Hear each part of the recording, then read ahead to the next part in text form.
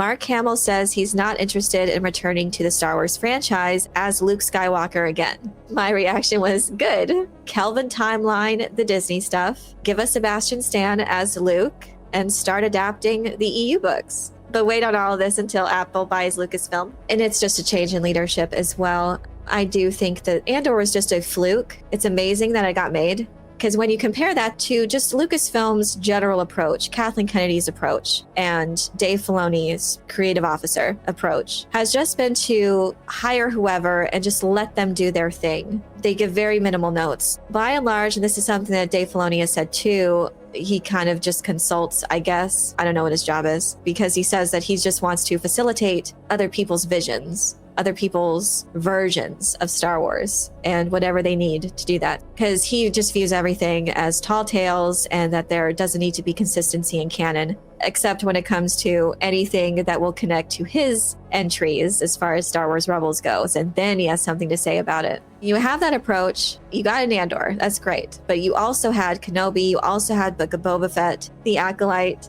Those have done so much damage to the IP, and especially on Disney Plus too. So sometimes you need to say no. Sometimes you need to put your foot down. Sometimes you need to have boundaries. And if it's in service to the IP and to its fans, obviously storytelling, you have a strong story, but you also need to have the greater vision in your mind for the IP and the canon and the mythology. You have to make sure they all fit together to be consistent with what George Lucas established in the films, at least to that. Because now it's just all over the place. It's insane the amount of bastardization of the lore that they did, specifically with the films themselves when it came to The Acolyte. I was very surprised because that's the one thing they said when they decanonized the EU was that, well, the films are canon. Well, until they're not. Until we have to actually do work and put our foot down and say no, then do whatever you want. That's what being head of a studio means. It does mean saying no sometimes, knowing when to say yes, and letting the creator do their thing. There has to be this synergy. There has to be good faith in trying to live up to and be faithful to the spirit of George Lucas and the EU under his era and do something new and fresh, but still feels like it belongs together.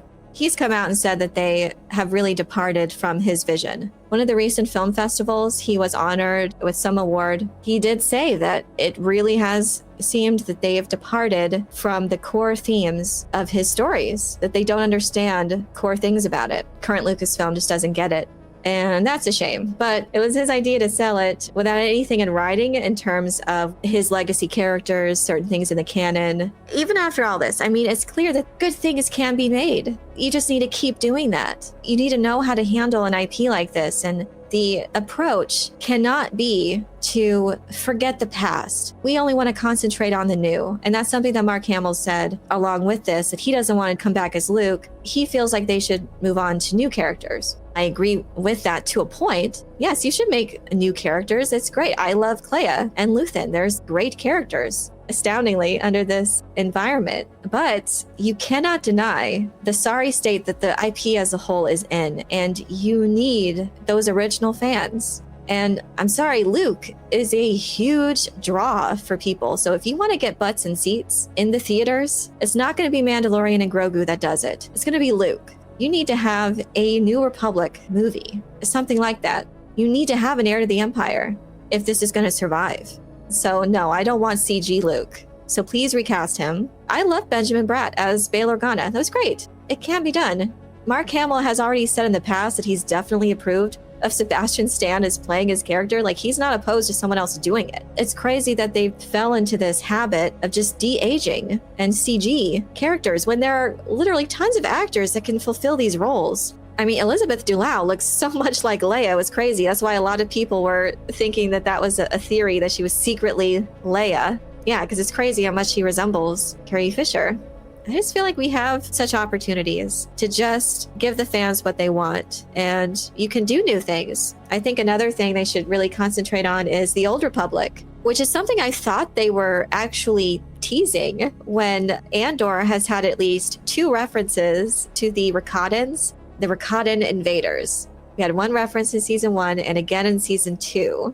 And I just kept thinking, are they paving the way for an Old Republic story? Because that would be cool if done right. I mean, the story is there. That point in time is fascinating. And that's another reason too why I wish that they would at least hold on to the EU. Like, you don't have to view it as strict canon, but I feel like it is just ripe for inspiration for new stories, because these are points in time that at least the setting is very interesting and could allow for so many different kinds of stories. So the Old Republic itself is just a very fascinating point in time, and you could do all sorts of things with the Sith and the Jedi and this foe with the Recastings. You could do something like Knights of the Old Republic. I think instead of trying to remake that into a video game, I mean, that would be interesting if you were to just remaster it, but you could just reformat that into a series of movies, and I think that would be amazing. I think people would love that. A Knights of the Old Republic trilogy, something like that around that time is just so fascinating. It's a wonderful playground of storytelling,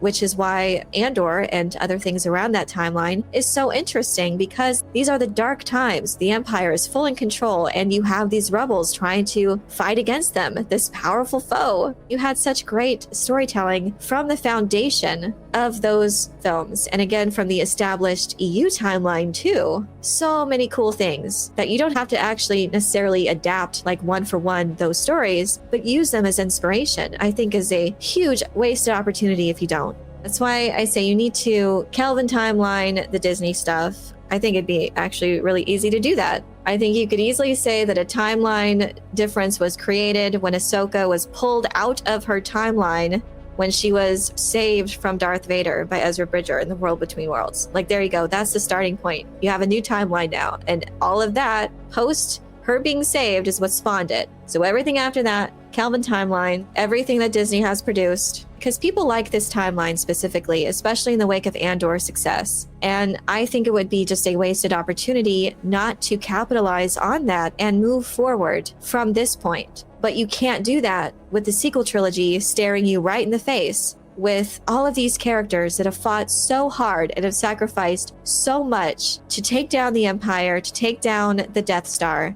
and then to see these same characters basically roll over and let the First Order take over the galaxy again in a retread of what we've already done with the OT. It is literally just the same thing, just slightly different. And it makes absolutely no sense, especially when we've seen it fleshed out so much, this rebellion. Out of everything that they've been through, these characters who have then set up the New Republic allowed the First Order just to come around. There is nothing they've said that makes sense of why this came to be. And it was only done just to do a retread of A New Hope.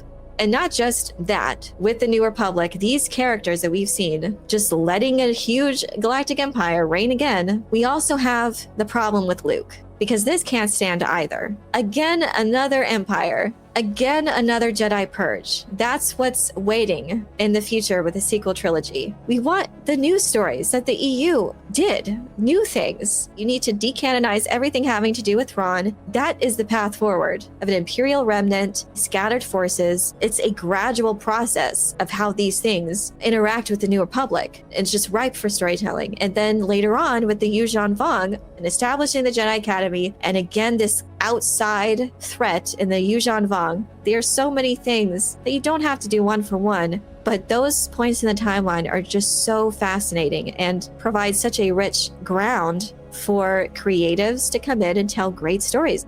The sequel trilogy is a dead end. All paths cannot lead to Jake Skywalker and the First Order, because that's been their most successful thing that they've done, is things that have been set in the past. The sequel trilogy just ruins everything. So there's no path forward for that. And I know that Lucasfilm will not do that, because then they'll have to admit that they had no plans and no ideas for what they were going to do with the sequel trilogy. And it's a giant embarrassment. Also, by the way, another thing they need to do, they need to really work on their games division. Fans want Battlefront 3. That's a huge thing right now. So do that. I think we should have another Star Wars MMO too. We should have like so many more different kinds of video games connected to this. I mean, God, there were so many that were coming out, so many different kinds under the George Lucas era.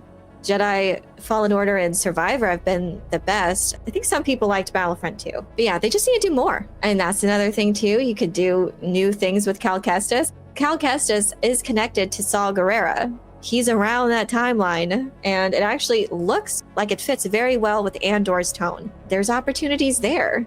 I miss the EU. I just think it was a huge mistake to just come out and say that it's decanonized, and then meanwhile, what you do create, the new movies, new trilogy, it's like anti-Star Wars. There's just nothing that it built that created anything new. So at least with the prequel trilogy, it has its flaws, but it really is a ripe ground for new stories that I did love, that really did connect with me and resonate with me. But the sequel trilogy, they have not been able to do that because the stories are so subpar. It is literally just a retread of what's been done before. And the EU before was branching out into new territories and new stories, new challenges, new adversaries. To have it devolve into like what, the Death Star fleet? Oh, it was so embarrassing, that last movie. Somehow Palpatine returned. So embarrassing. I just am so passionate about this, and I know the path forward. I can see it. There is a narrow path through. It's right there. You have this treasure trove of stories right there. You have Sebastian Stan right there.